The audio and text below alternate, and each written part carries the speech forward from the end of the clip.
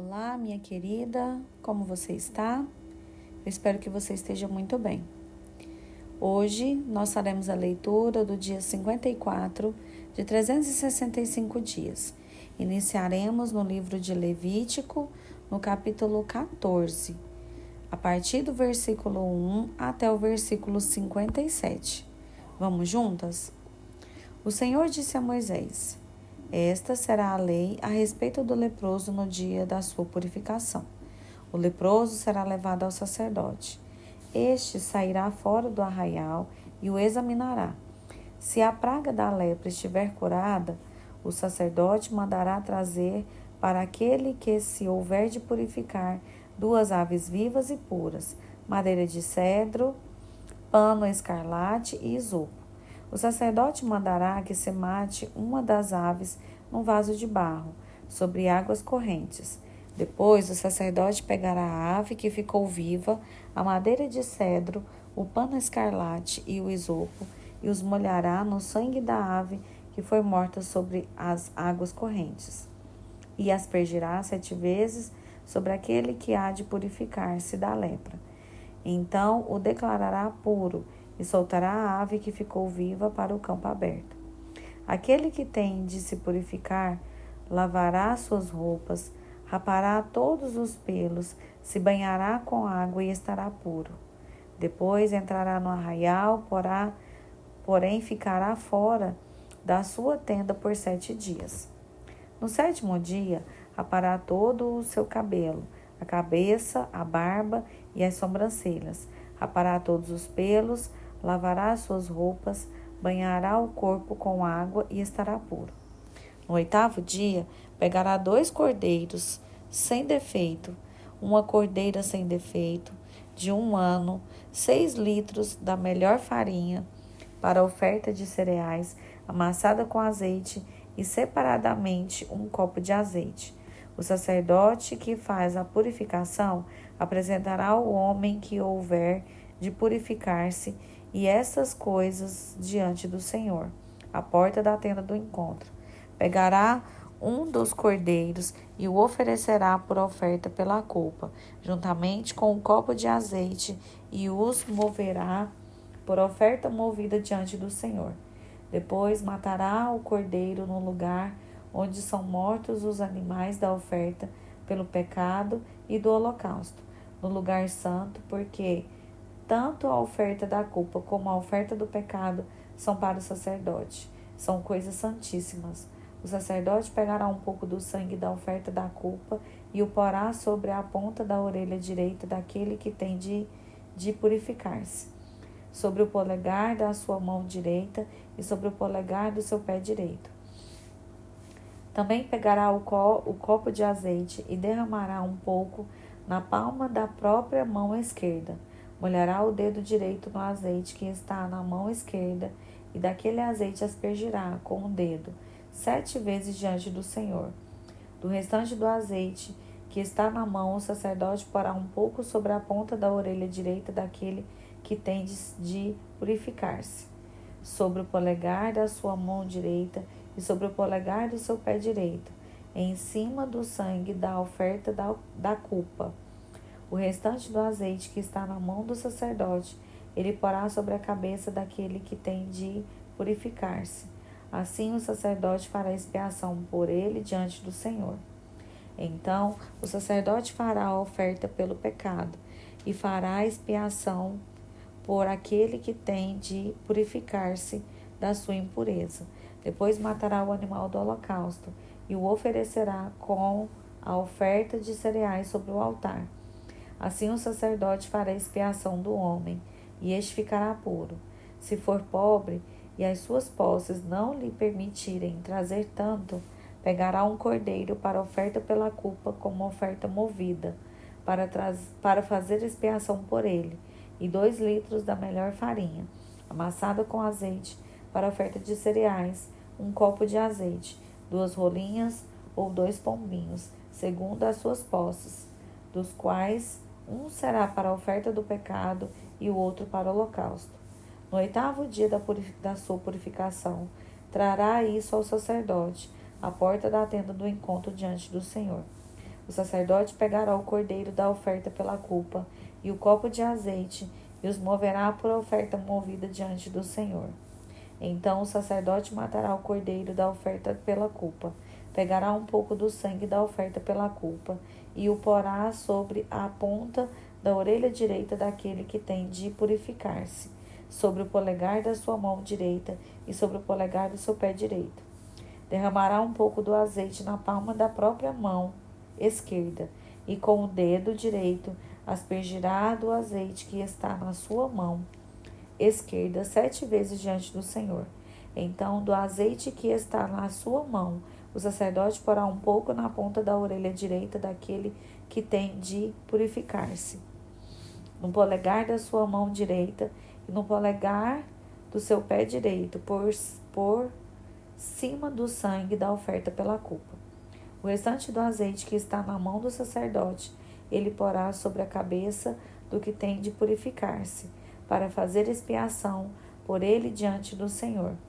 Oferecerá uma das rolinhas ou um pombinho, segundo as suas posses. Será um para a oferta pelo pecado e outro para o holocausto, além da oferta de cereais. E assim o sacerdote fará expiação por aquele que tem de purificar-se diante do Senhor. Esta é a lei a respeito daquele em quem está a praga da lepra, cujas posses não lhe permitem o que é preciso para sua purificação. O Senhor disse a Moisés e a Arão: quando vocês entrarem na terra de Canaã, que lhes darei por herança, eu enviar a praga do mofo a alguma casa da terra que vocês passarão a possuir, o dono da casa fará saber ao sacerdote, dizendo: parece-me que existe algo como uma praga em minha casa. O sacerdote ordenará que se esvazie a casa, antes que venha para examinar a praga, para que não seja contaminado tudo o que está na casa. Depois o sacerdote virá para examinar a casa e examinará a praga. Se nas paredes da casa há manchas esverdeadas ou avermelhadas e parecem mais fundas que a parede, então o sacerdote sairá da casa e a fechará por 7 dias. No 7º dia o sacerdote voltará e examinará a casa. Se notar que a praga se alastrou nas paredes da casa, ele ordenará que arranquem as pedras em que estiver a praga e que as lancem fora da cidade num lugar impuro, e fará raspar a casa por dentro, ao redor, e o pó que houverem raspado lançarão fora da cidade, num lugar impuro. Depois pegarão outras pedras e as colocarão no lugar das primeiras, e rebocarão a casa com outra argamassa. Se a praga tornar a brotar na casa, depois de arrancadas as pedras, raspada a casa e de novo rebocada, então o sacerdote entrará e examinará. Se a praga estiver se alastrado pela casa, há nela mofo que se espalha, está impura. O sacerdote mandará derrubar a casa, as pedras e a sua madeira, bem como todo o reboco da casa, e se levará tudo para fora da cidade, a um lugar impuro. Aquele que entrar na casa enquanto está fechada ficará impuro até a tarde. Também o que se deitar na casa terá de lavar as suas roupas, e quem nela comer terá de lavar as suas roupas. Porém, se o sacerdote entrar na casa e examinado verificar que a praga não se alastrou pela casa, depois que ela foi rebocada, o sacerdote a declarará pura, porque a praga está curada. Para purificar a casa, pegará 2 aves, madeira de cedro, pano escarlate e isopo, e matará uma ave num vaso de barro sobre a água corrente. Depois pegará a madeira do cedro, o isopo, o pano escarlate e a ave que ficou viva. Os molhará no sangue da ave que foi morta e nas águas correntes, e aspergirá a casa 7 vezes. Assim, purificará aquela casa com o sangue da ave, com as águas correntes, com a ave que ficou viva, com a madeira de cedro, com o isopo e com um pano escarlate. Então soltará a ave que ficou viva para fora da cidade, para o campo aberto. Assim fará expiação pela casa e ficará pura.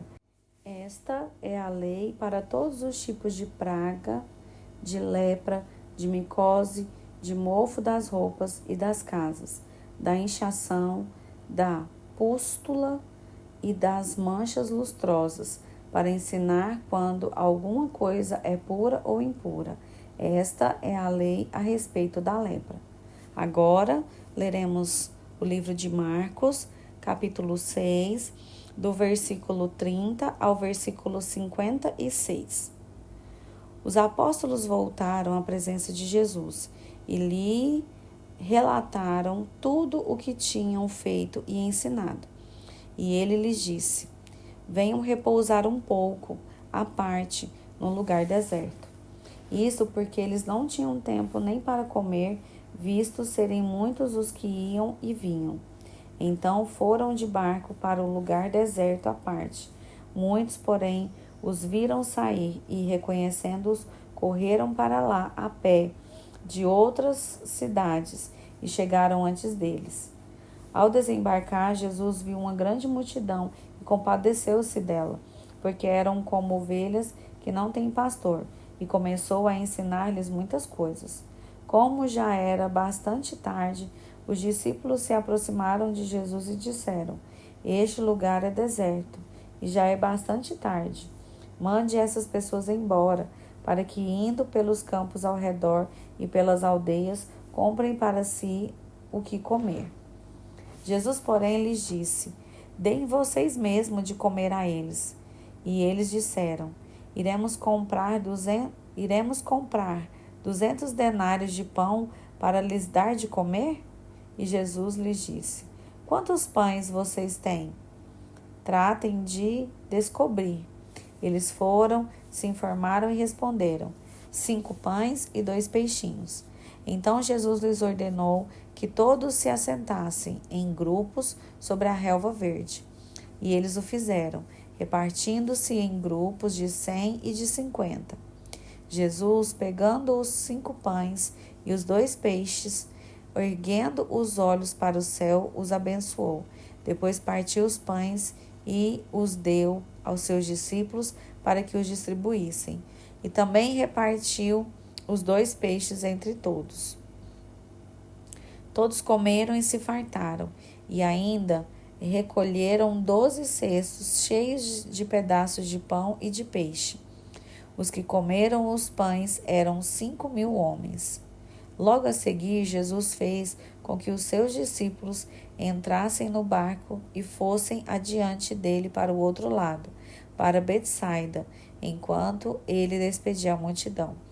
E tendo-os despedido, ele subiu ao monte para orar. Ao cair da tarde, o barco estava no meio do mar, e Jesus estava sozinho em terra. De madrugada, vendo que os discípulos remavam com dificuldade, porque o vento lhes era contrário, Jesus foi até onde eles estavam, andando sobre o mar, e queria passar adiante deles.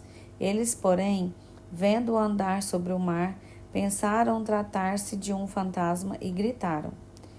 Pois todos viram Jesus e ficaram apavorados. Mas Jesus imediatamente falou com eles e disse: coragem, sou eu, não tenham medo. Então subiu no barco para estar com eles, e o vento cessou. Ficaram totalmente perplexos, porque não haviam compreendido o milagre dos pães, pois o coração deles estava endurecido. Estando já no outro lado, chegaram à terra de Genezaré, onde atracaram. Saindo eles do barco, o povo logo reconheceu Jesus, e eles, percorrendo toda aquela região, começaram a trazer em leitos os enfermos e os levavam para onde ouviam que ele estava. Onde quer que ele entrasse, nas aldeias, nas cidades ou campos, punham os enfermos nas praças, pedindo-lhe que os deixassem que os deixasse tocar, ao menos na borda da sua roupa, e todos os que tocavam nela ficavam curados. Agora leremos o livro de Salmos, capítulo 40, do versículo 1 ao versículo 10. Ao mestre de canto, Salmo de Davi. Esperei com paciência pelo Senhor. Ele se inclinou para mim e me ouviu quando clamei por socorro. Tirou-me de um poço de perdidão, de um atoleiro de lama, colocou os meus pés sobre uma rocha e firmou os meus passos. E me pôs nos lábios um cântico novo, um hino de louvor ao nosso Deus. Muitos verão essas coisas, temerão e confiarão no Senhor. Bem-aventurado é aquele que põe no Senhor a sua confiança e não se volta para os arrogantes, nem para os que seguem a mentira. São muitas, Senhor meu Deus, as maravilhas que tens operado e também os teus desígnios para conosco. Não há ninguém que possa se igualar a ti. Eu quisera anunciá-los e deles falar, mas são mais do que se pode contar. Sacrifícios e ofertas não quisestes, abristes os meus ouvidos, holocaustos e ofertas pelo pecado não requeres. Então eu disse, eis aqui estou. No rolo do livro está escrito a meu respeito. Agrada-me fazer a tua vontade, ó meu Deus. A tua lei está dentro do meu coração. Proclamarei as boas novas de justiça na grande congregação. Jamais cerrei os lábios. Tu sabes, Senhor. Não ocultei no coração a tua justiça. Proclamarei a tua fidelidade e a tua salvação. Não escondi da grande congregação a tua graça e a tua verdade. Agora leremos Provérbios, capítulo 10, a partir do versículo 11 e o versículo 12. A boca do justo é manancial de vida, mas a boca dos ímpios mora a violência. O ódio provoca conflitos, mas o amor cobre todas as transgressões. Amém. Louvado seja o Senhor pela sua palavra. Finalizamos por aqui a nossa leitura de hoje. Eu sou a Joyce e agradeço pela sua companhia e te desejo um início de semana guardado e protegido pelo Senhor. Que Ele continue a falar ao seu coração. Amém? Até mais.